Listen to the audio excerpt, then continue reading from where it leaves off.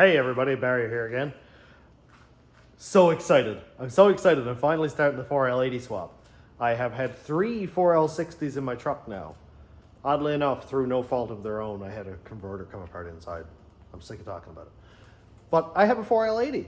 There's one behind me completely scrapped right now. So here's a 4-wheel drive one that the pan was completely full of clutch. You can see some of that down there. It's really sludgy. And I'm 100% sure the clutches and steels are all cooked, and there's other stuff in there that got a lot hotter than it should have. And here are all the parts, starting at the input shaft, working its way back to the output shaft, all in order as I took them out. That's out of the burnt up transmission. But here is the transmission out of my Caravan. That is a 4L80. It came out of a Cube van. I'm not quite sure what year it was. I'll say maybe 07-ish. And this one was good. It worked really well. I had a sloppy trans brake wired into it, and it was absolutely violent. It still has the stock torque converter in it. I don't want to use it. I want to buy a torque converter. They're like $1,700 plus for something half decent with 3600 stall. And I'm sure this thing stalls at like 2,000, so that's just not going to cut it. This is going to be a long-term project, and hopefully I have the money by then and I can get a converter, but whatever. I'm going to start the teardown today because what I want to do is see if I can use this case. That will be cool. I'm going to look at the output shaft back here and see where the oiling, because I know there's like an oiling tube that comes from the valve body and comes up here. If I can use the 4-wheel drive one that comes up right here in the correct location. If that is the case, I'll just stuff the adapter plate on the back of here, bolt my transfer case to it, and it'll be good to go. Come to think of it, I haven't seen that adapter plate in some time. Oh, here we are. That's good, I guess. I still have it. That's great. Look at that. Anyway, enough talking, more worky. Man, these transmissions are heavy. The first thing I want to do is take the torque converter out. It has been, 3 years probably since I drove the Caravan, maybe longer. And I just want to get an idea of the condition of the fluid. So what I'm going to do is just tip it down on the table. I've got holes drilled in the table to a tray that goes in under right here, and it just drains right in there, so that should be good. Oh good, there's no fluid in it. Oh, there we go, there's some coming out. I had, actually, when I took this out of the Caravan, the whole transmission stood straight up like that, tail shaft down, so I'd say all the fluid ran into the transmission, but, oh, actually, the little bit that's right there is much redder than the fluid that came out of the other transmission. So hey, that's a good sign at least. It wasn't completely burnt. So I'm just going to tip that upside down in a bucket. And next, we'll pull the pan. It's a lot more manageable with the converter out. Like, yeah, I know, obviously it's heavy. But geez, things are a ton. All right, now we should get an idea. Let's see. That fluid is not quite as red as I had hoped it would be. But hey, I'm going to be buying a new kit and everything for it anyway. I turned it around. I'm going to tip it up on this side because I don't want to beat up any of the connectors or sensors or anything. There we go. So all 10mm head bolts for the pan. And that comes off. There we go. Oh yeah, we got some clutch going in here too. One thing that I do like to see is I don't see any real big metallic particles, so that's something. As clutchy as it is not chunky.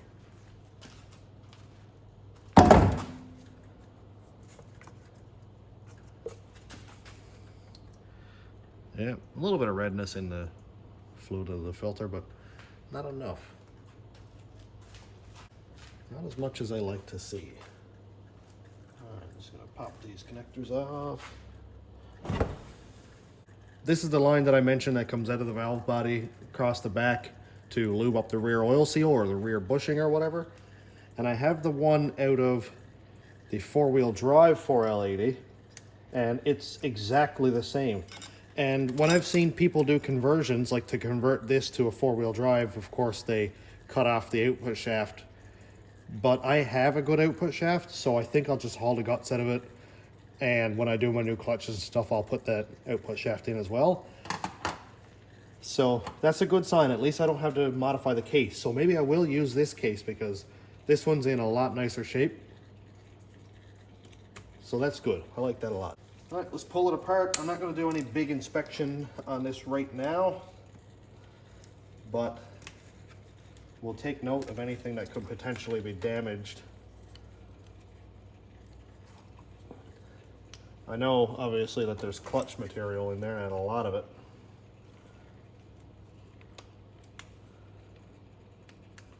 I like to be really careful with these. They've been submerged in oil for years.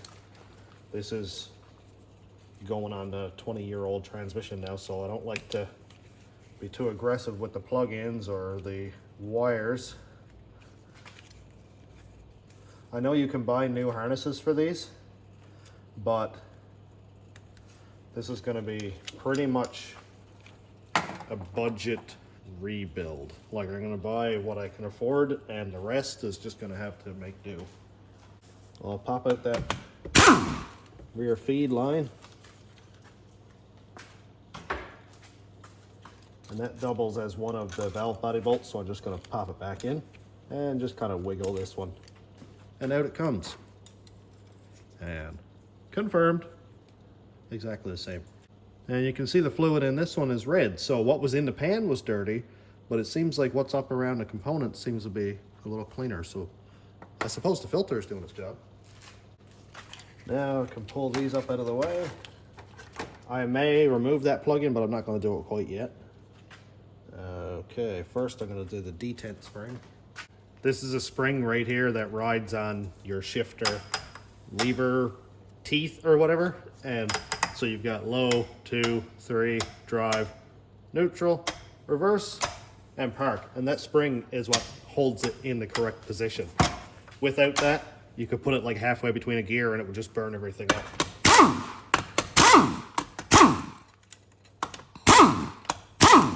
I'm not going to remove that fully.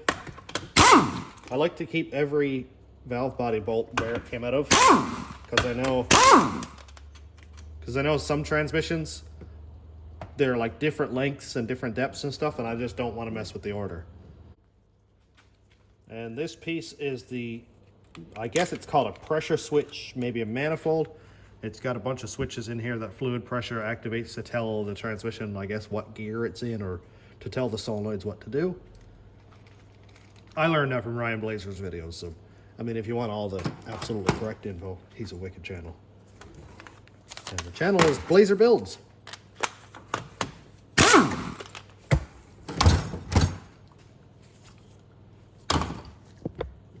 There's the valve body unbolted, and look at the fluid coming out of it.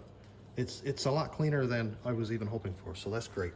I'm really hanging on to this being a good transmission and not being too burnt to a crisp. Well, you're always going to have at least one bolt that hangs up, but just don't get rough, don't get discouraged, it'll come out. There we go. And there's the valve body removed.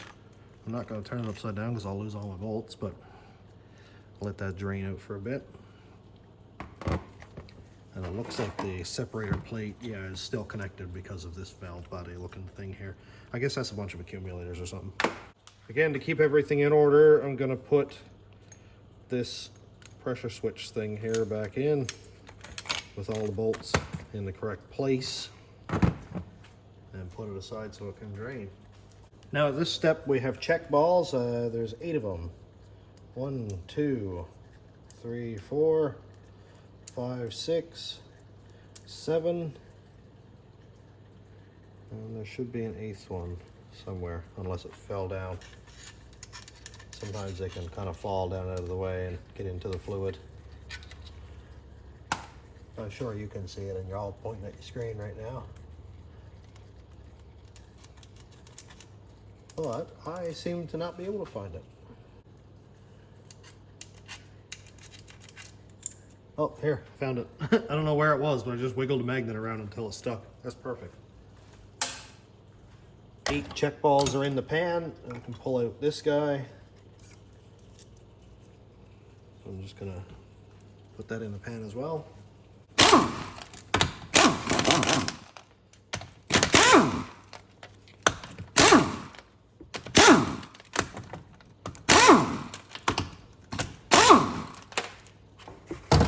All these bolts are the same length. That cap comes off. This gasket is not reusable according to the manuals I've read. And we just carefully remove this one. There we go. I've learned not to push in on these because there's a fluid passage somewhere that's going to shoot it all over your nice new t-shirt. And that happens to me so many times. Let that drain off. And now I'm just going to tip it off to get some more of that fluid out. Nice. I'm perfectly fine with the color of that. So the fluid in the pan was black, but what's up here is not bad. So although there is clutch material in the pan, I'm happy that it doesn't seem to be all floating up in around the sensitive parts. Tail shaft is off, just had to undo the 6 bolts here, pull it. There was no clips, no special nothing. Also, I went ahead while the compressor was roaring away over there and removed this piece. So this is the main harness, of course, comes out the side there. And to make it easier, I'll just show you here. There's 4 tabs, one on each, well, I guess you'll say corner. So I just basically push in one tab with a screwdriver, give it a little tap there till it goes just below the surface. Push in the next tab, little tap, and do that till all 4 are compressed. And then you just kind of give it a little tap with a rubber mallet and it pops right out of the case. There's an O-ring in right here, and there's also, this is sealed, but sometimes fluid can get up in around the pins, and if those pins get full of oil, or if this connector gets full of oil, then it'll throw a bunch of limp mode codes and your transmission won't work. Now that the valve body is off, I can work on taking out these 2 bolts here. These hold in pieces inside of the transmission. I think this is direct drum and this is something back here. I can't remember exactly what it is. But either way, this and this have to come out. As well as this rear oil port right here has to come out. The front one doesn't matter. But I'm going to take out this one now before I forget. And that guy is a 19mm. You'll see why in a second. Because this long piece here goes through a part in the transmission. I don't have all the technical names for them right now because it's like 6:30 in the morning and I'm just disassembling this thing and I'm tired. But yeah, this has to come out.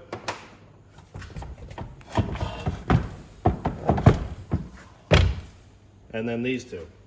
This front one is a T40.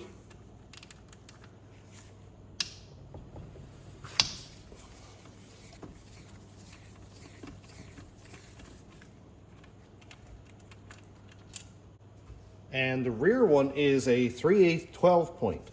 So some people think it's a 10mm, but no, it's actually 3/8. 10 probably will work, but you have a chance of rounding it out. So I'd rather stick with what it actually is. Because there is a bit of torque on this thing. And it would be unfortunate to twist it off. Apparently some kits come with a new one of these 2 bolts, but I just like to keep everything anyway, just so I don't throw something away and not end up getting it. All right, so I'm gonna put those aside. And one of these has an oil passage through it. Oh yeah, that one. See how it's hollow? An oil passage goes through that. And actually, nope, this one does too. Look at that. One thing to remember when you're tightening these down is don't over tighten them, follow the torque spec, because there's about half the meat there of a regular bolt and you could twist it off. Alrighty, now everything under here is done. Now I'm gonna take out the oil pump. Oil pump is all 13mm bolts. The first thing I would suggest doing is take off this oil pump or torque converter seal, because this piece is going to come off of the input shaft like that, and it has a tendency to snag up in the seal and cause a bunch of extra work. So just pop it off. Okay, bolts are all out. They're quite long, just making sure that they're all the same length. I think they are. And yes, they are. So it doesn't matter which bolt goes back where. Now, to get this pump out, you can, you're gonna fight with it because it's pretty much a flat surface here.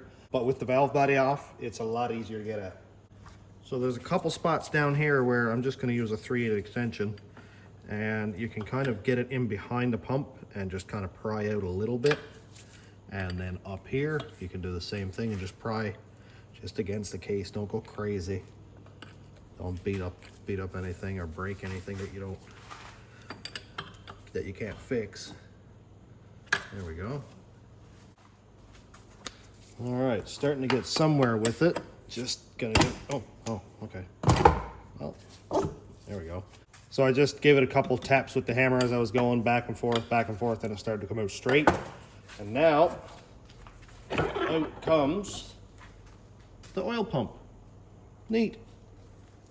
Just gonna stand that up, we'll deal with that after. So, I'm just gonna pull out this one. There's a planetary. And that, of course, had the input shaft in it. And then, pull out this whole, I think this is a forward drum? I don't remember. Anyway, it's got clutches in it. So crazy how after you get the oil pump out, everything just like splines together and you can just pull it out piece by piece. Next is this one. Ow. There we go. I'm just doing all this in order so that I remember where everything goes. And this has a sprag in it. It's a one-way gear that can only turn this way, but you can't turn it back that way. And I'm happy to say this transmission is much, much cleaner than the four-wheel drive one I pulled apart. And here's a band. That one just locks into the case by this little tab here and that one. All right, now we've got our first snap ring. This is the first piece that's held in by a snap ring. As far as I know, that can just pretty much come right out with your hands.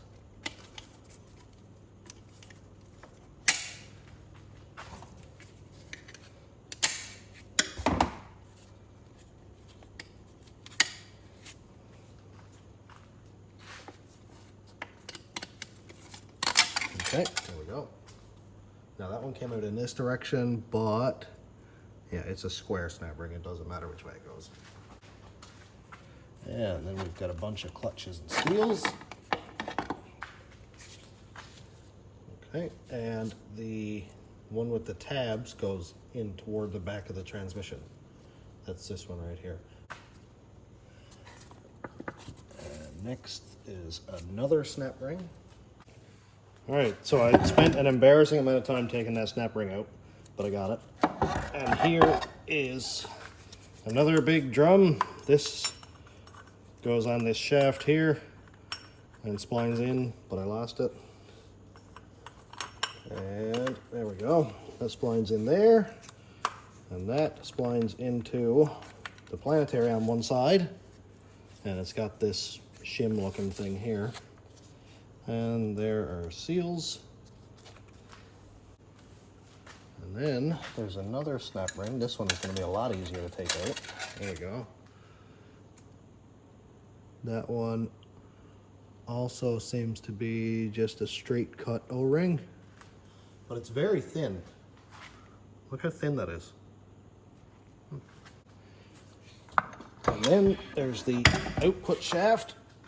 And there's the two-wheel drive output shaft that I don't need because I'm going all-wheel drive. And then one last piece inside of here is a band. There we go. Just got to kind of persuade it out. But this one kind of locks in to two tabs right there like that. Oh, one second. There we go. Locks into two tabs there. And then this one. And then actuators come in and push that band tight. And that is the transmission case emptied. Look at that.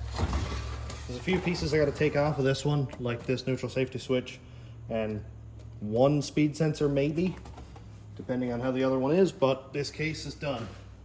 So here are all the pieces from the 4L80s that I scrapped.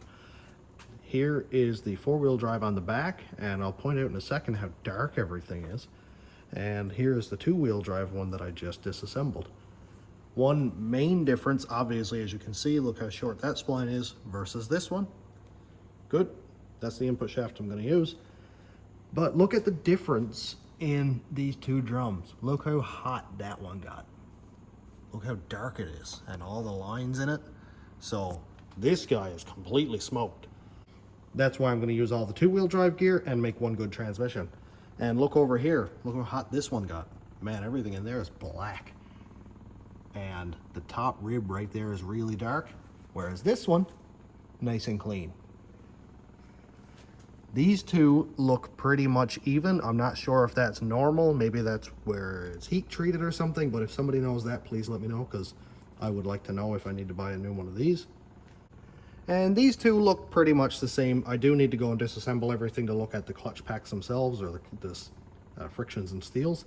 And here are the input shafts, which both look relatively even.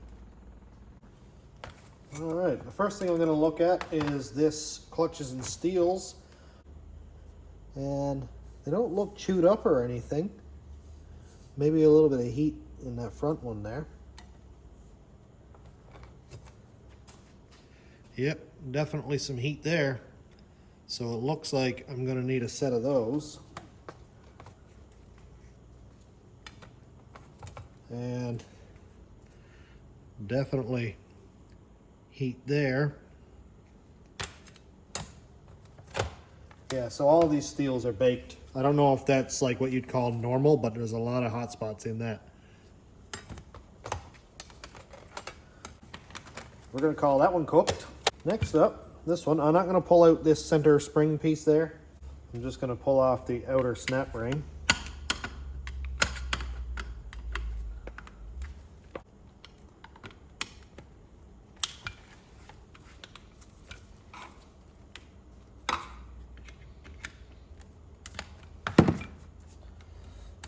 Go. Got that one lifted up around the edge. Please don't fly off. There we go. Okay, so that one came out flat like this. Looks like it's pretty much square, but I am still going to lay it down flat down. Pull off this top ring. Lay that one there upside down. And all of these guys are going to come out in order as well.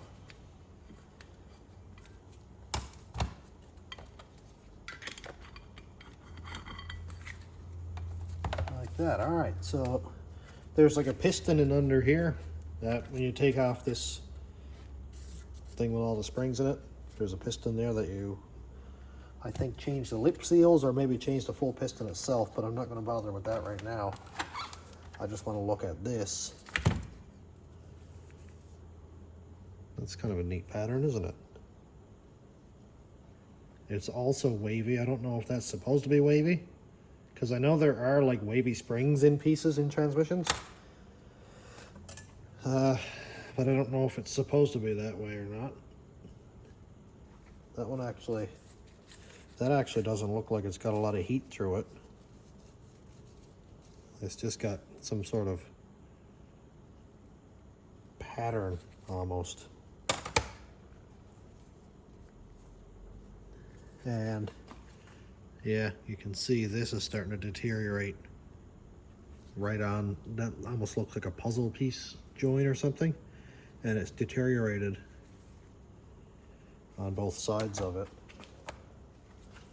And again, the steels there look okay. Just taking a quick overview just to see. So it looks like I'm going to need a clutch kit. Yeah, back here, this one looks okay, except yeah, right on that edge there, same thing. You can see the ledge where it's missing pieces. I don't know if any of this is normal wear. But I'm going to be putting a lot of power through this thing, and I don't want to put back parts that are going to be messed up.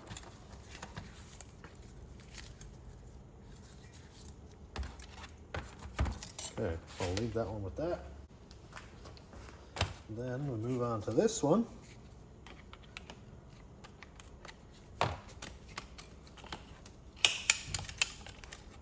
Now that one came off like this, and it doesn't seem to matter which way it goes back in either, but I am going to flip it upside down. There's this big chunky guy. That looks fine. And these